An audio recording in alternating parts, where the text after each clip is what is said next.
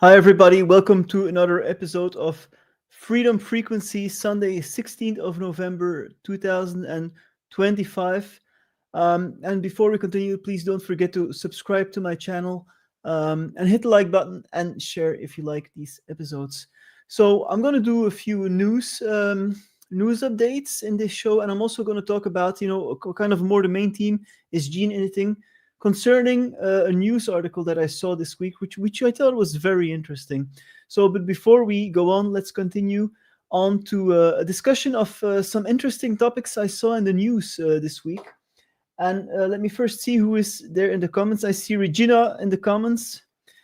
See people coming in. I see more people coming in. So, let me know where you're watching from, because I always like to know where the viewers are watching from. I think it's pretty cool. So Regina says good morning. So I think for Regina, it's you're in a different time zone than me, obviously, because here it's already getting dark a little bit. It's about 5 o'clock here.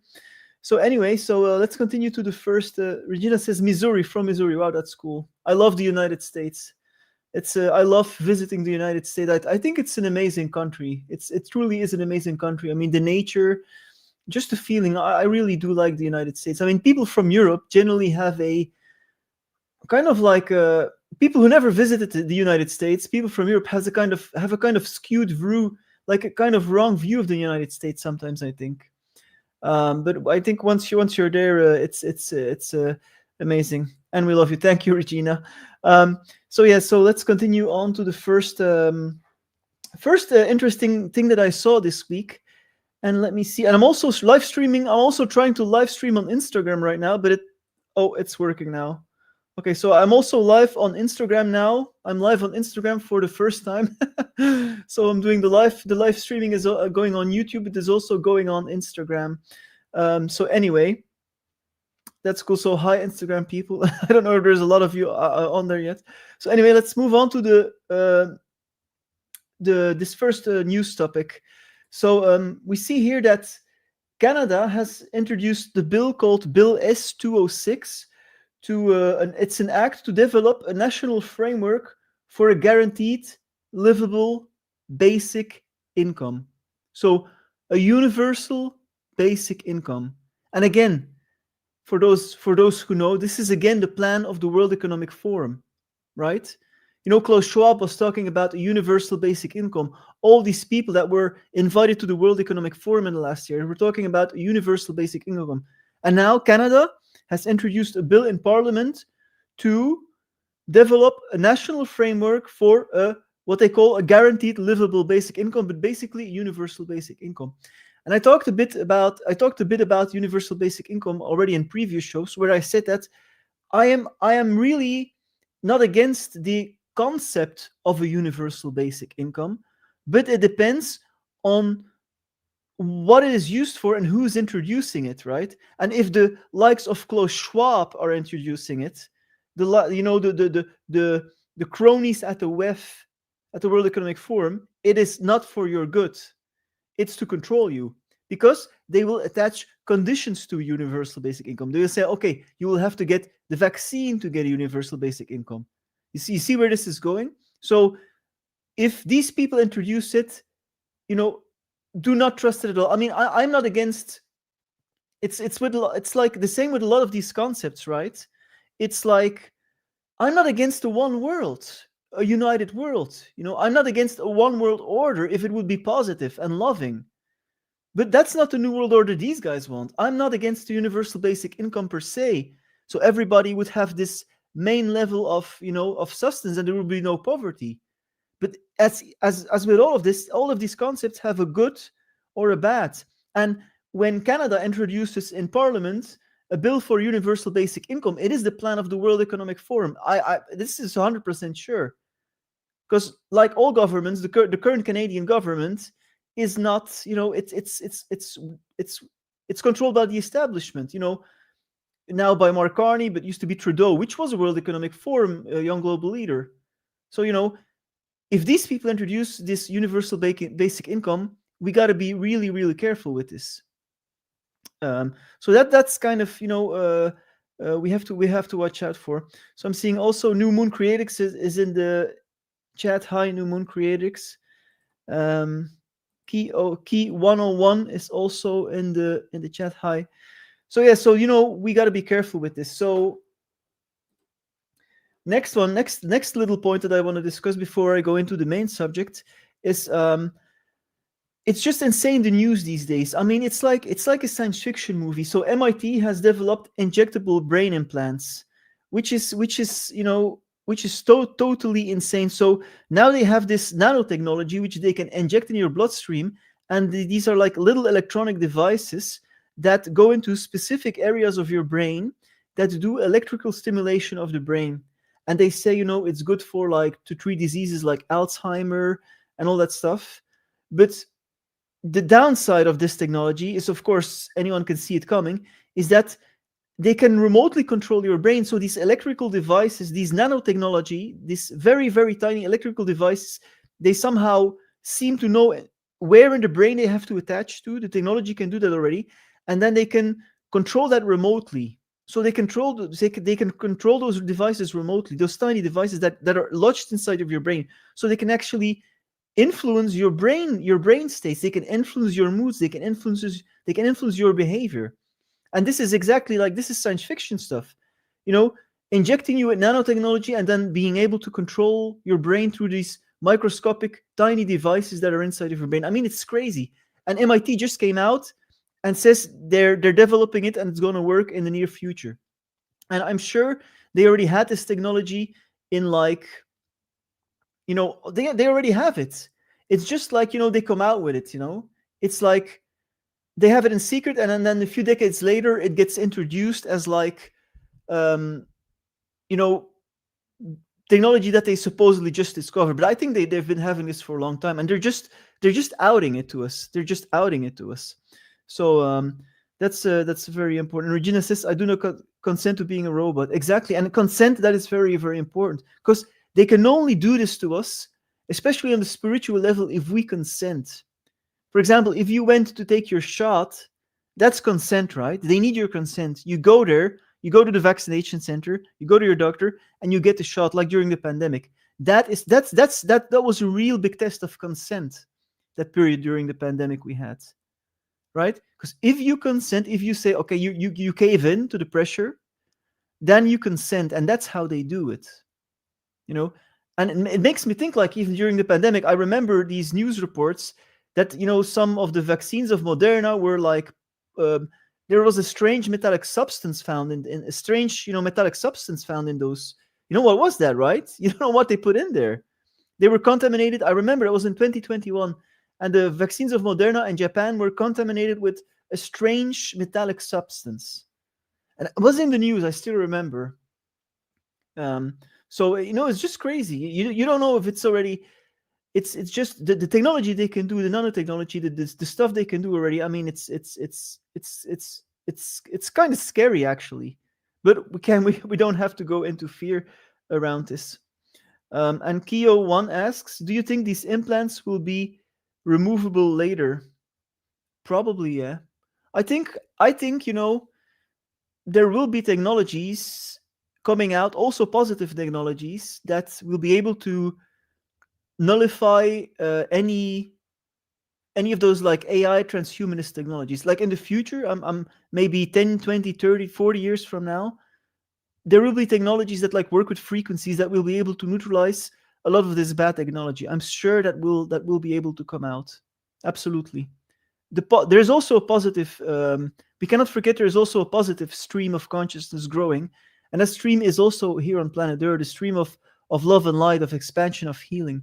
And I think it will be possible. I think it will be possible. And I think we may have already methods like that, like detox methods, like stuff like zeolite and all that stuff. So yes, I think that will be possible. So yeah, on to the main subject of this show, and that is this news. And it is Sam Altman and his husband. So he's gay. I didn't actually know that. Sam Altman is the CEO of OpenAI, one of the biggest AI companies in the world, if not the biggest. They've created ChatGPT. OpenAI has a contract with the Trump administration now to launch Operation Warp Speed, which is going to cost 500 billion. To create to create a general artificial intelligence. But anyway, so he's also invested here in this article. He's invested in a startup to edit babies' genes, which is insane, and which is transhumanism.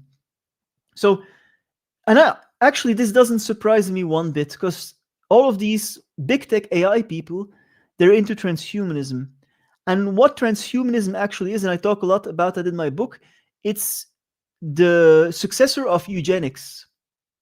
And eugenics was the science. Eugenics kind of started in America, actually, in the 1900s. I mean, I go really in depth about that in my book, A World in Transition. Links available in the comments if you're interested, really in depth, where I show that eugenics is actually originated in the United States.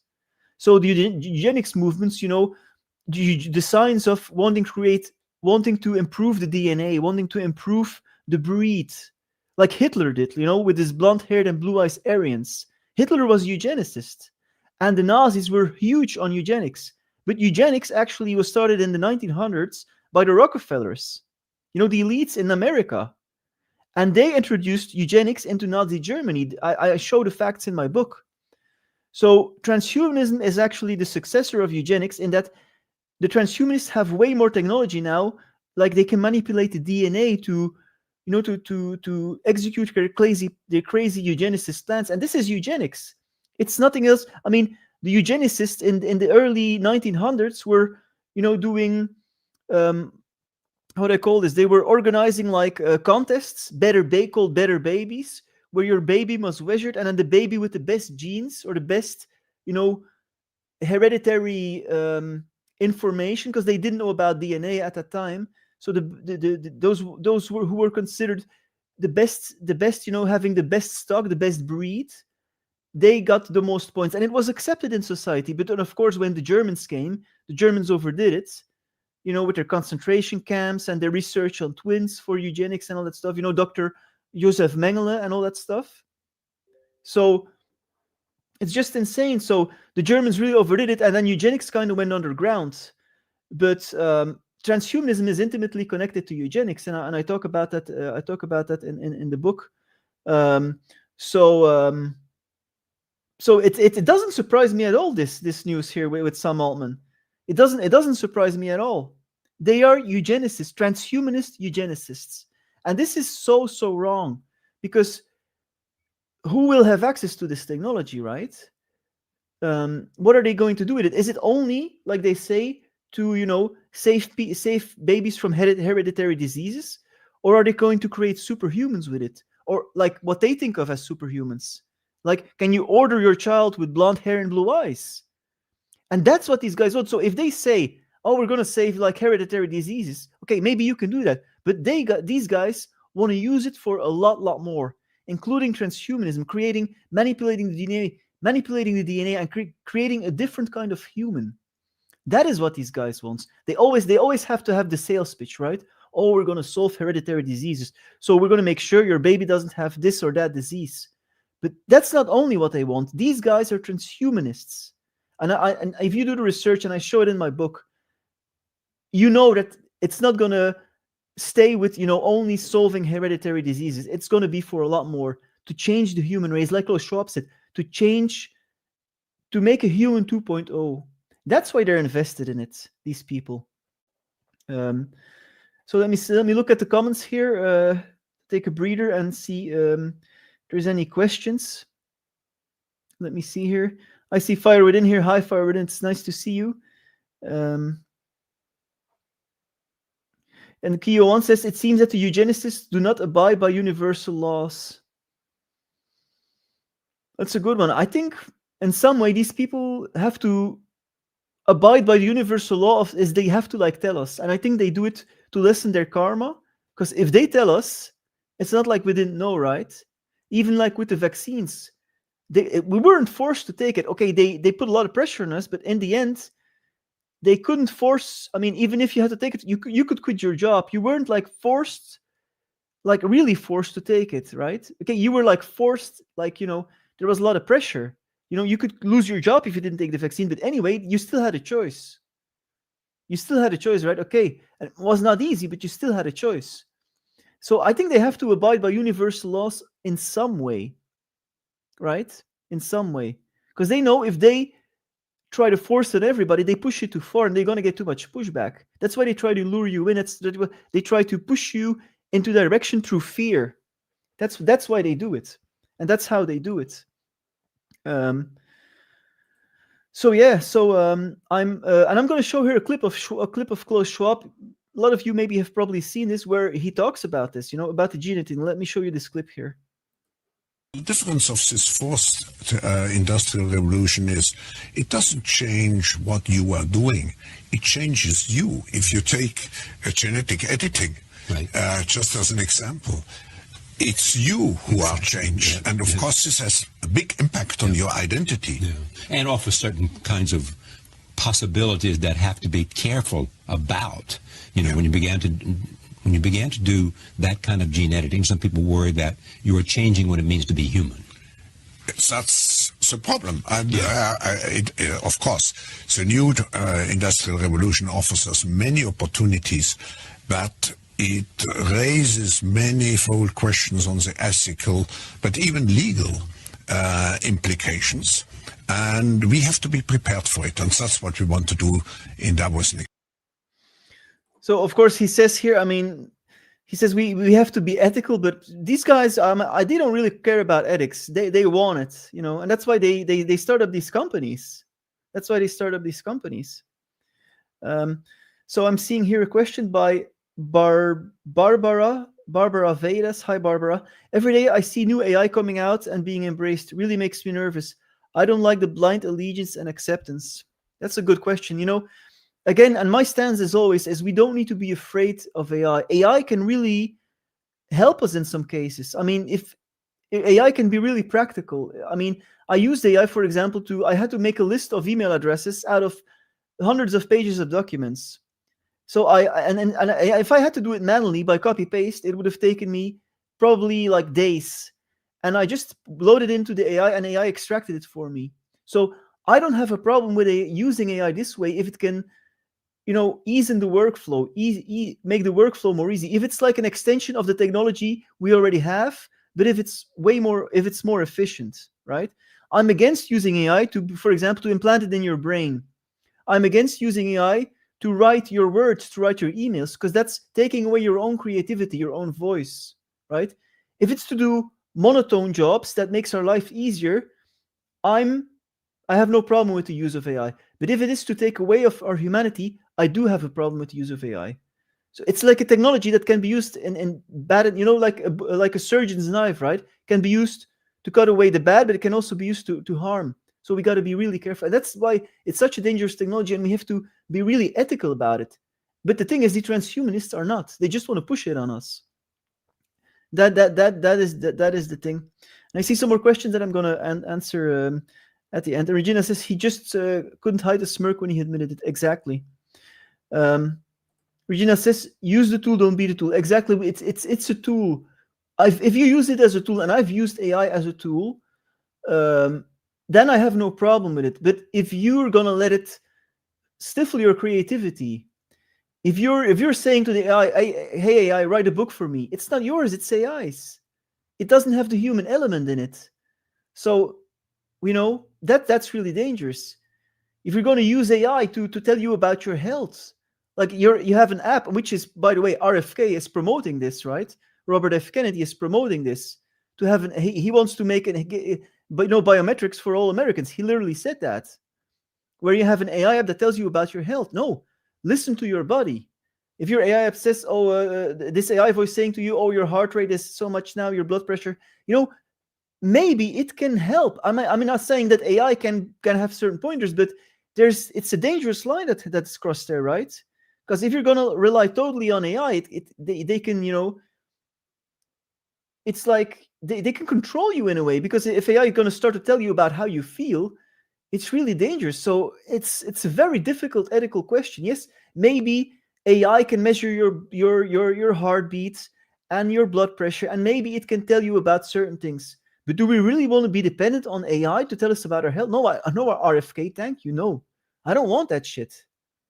Absolutely not.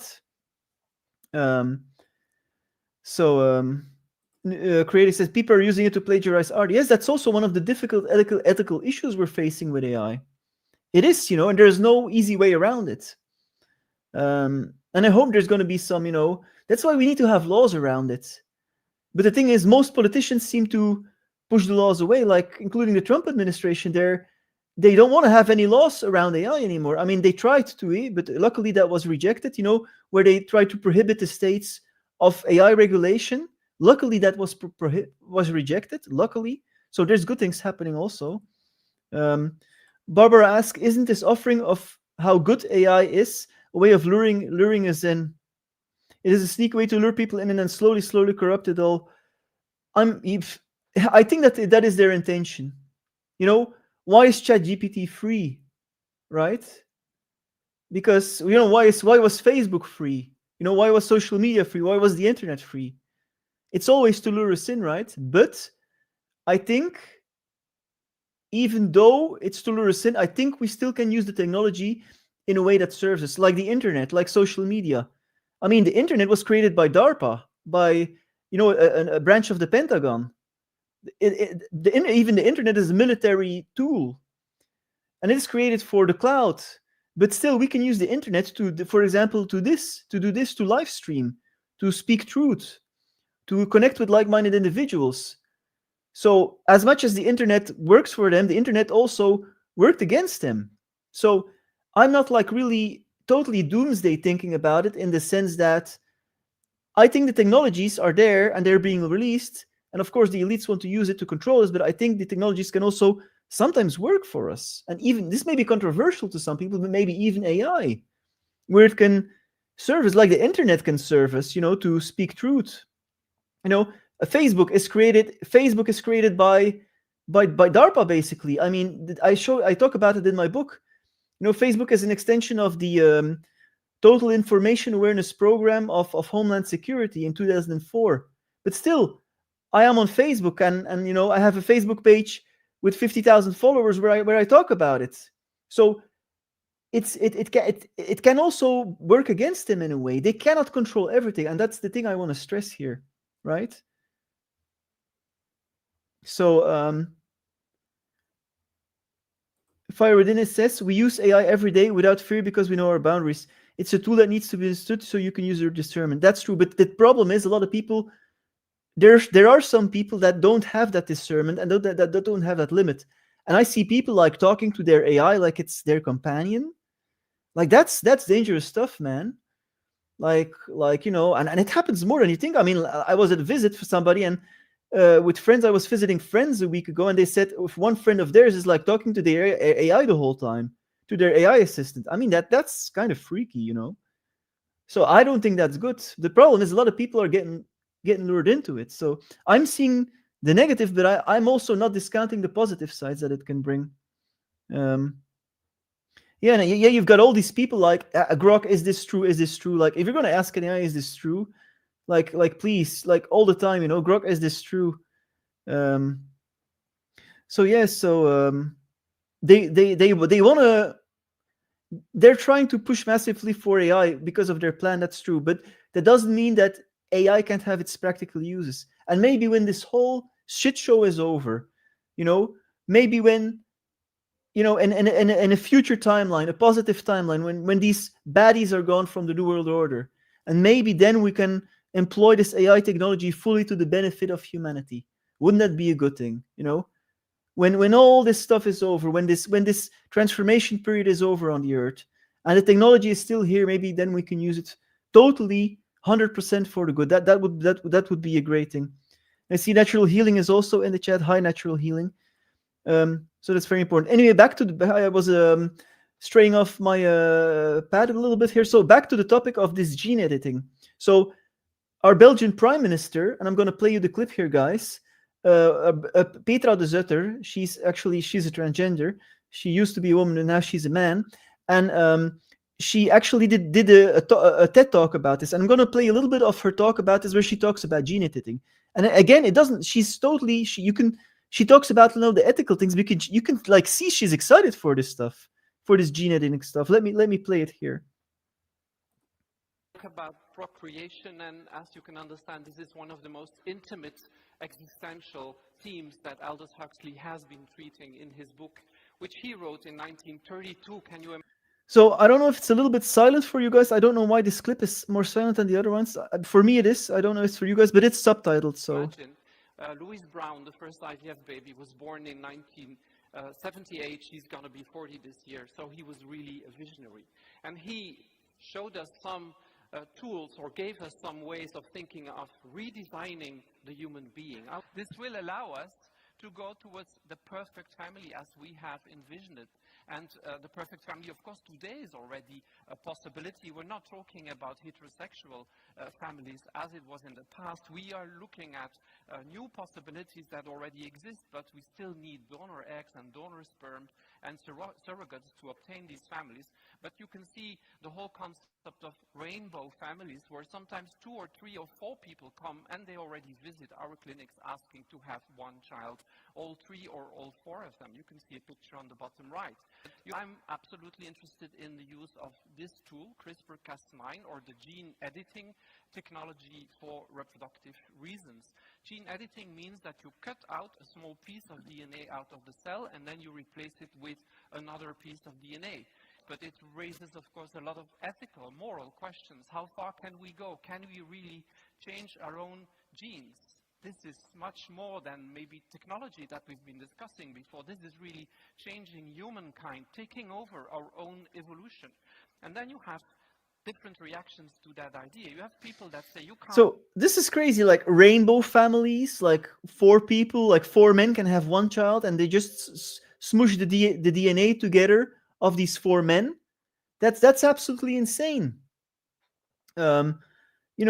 She's saying improving, you see, this she's a transhumanist. She's into the transhumanist ideology. You can just see it by her speech. All these people are transhumanist. That's why they've been selected to play along in governments, in the power structure. You can't do that. You can't change nature. You can't change our fate and take over our evolution. It would be against all kinds of things. And these people would say, you should stop this technology. Other people say, no, this is the future. This is really how we will survive. If artificial intelligence might want to take over, we will have to change our own genome and enhance our genes, make the humans of the future. And see, this is exactly what Klaus Schwab is saying. If artificial intelligence is going to take over, we will have to change our genes. I mean, these people are insane, and this is why, like the likes of Salomon, this is the prime minister, not a prime minister. This is a minister in Belgium, a high-ranking politician. It is absolutely insane. These people are, of course, very optimistic about this technology, and you know that this philosophical school that really wants to take over human evolution is also called transhumanism. Now, we don't want, of course, only to manipulate muscular mass. Maybe we want in the future also to manipulate other characteristics that make people better, smarter, more beautiful, more successful in life, and so on.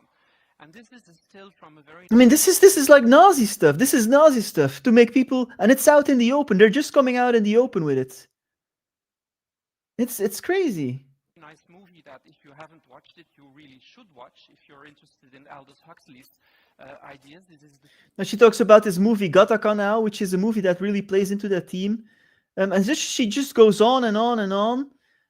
It's absolutely insane. I mean, and people don't take notice, eh?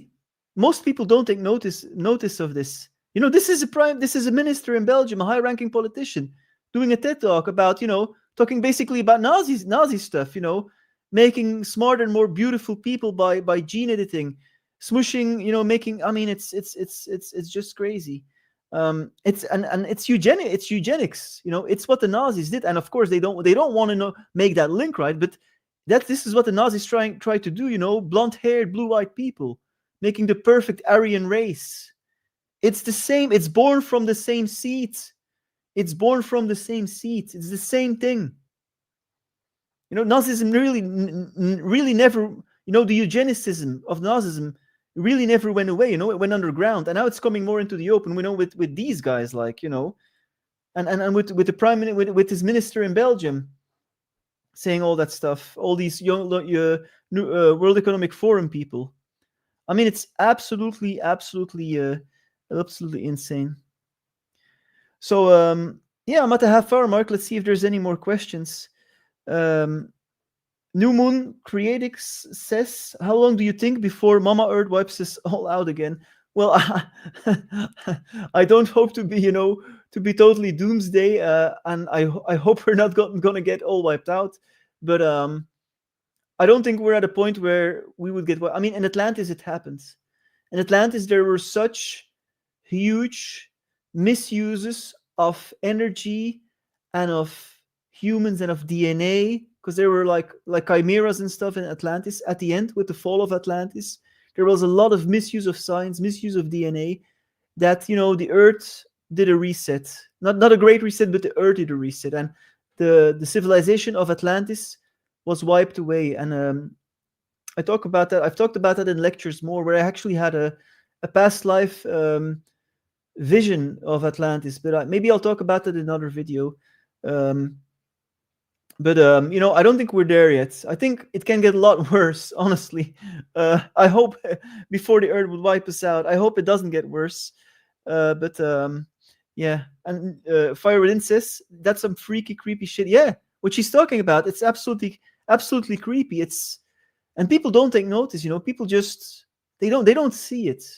They're not interested. You're talking about eugenics. They're saying, oh, what is that? And they're not interested. The common man, just they keep us in this loop. Get up for work at 9 o'clock, at 7 o'clock in the morning, 6 o'clock. Drive to your work the whole day. You come home. You're tired. You got to take care of the kids. You got to make your food. And most people live in that cycle. And on the weekend you have some time off, and they don't have the time, nor do they want to think about this stuff. All this stuff.